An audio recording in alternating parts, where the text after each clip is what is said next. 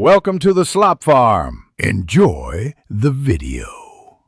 You start by installing Wallpaper Engine from Steam and launching it. This gives you the editor and workshop access.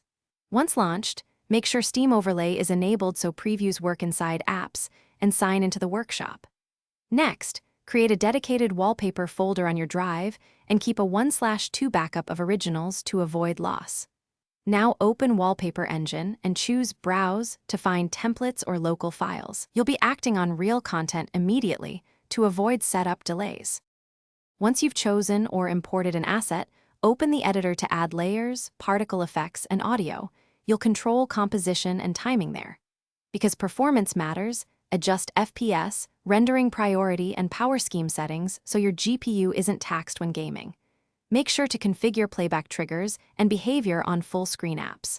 For multi-monitor setups, create monitor-specific profiles, set resolution matching, and span or crop to 16:9 as needed, and save progressive cost. To finish, apply the wallpaper to one or more monitors, and use the Behavior tab to set per app rules so it pauses for full-screen games.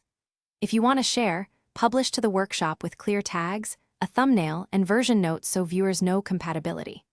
Finally, if something goes wrong, blank or black screens, restart Wallpaper Engine, update GPU drivers, verify Steam Overlay is active, and switch rendering mode to DirectX or OpenGL. That single troubleshooting step often fixes most display issues. Thanks for watching.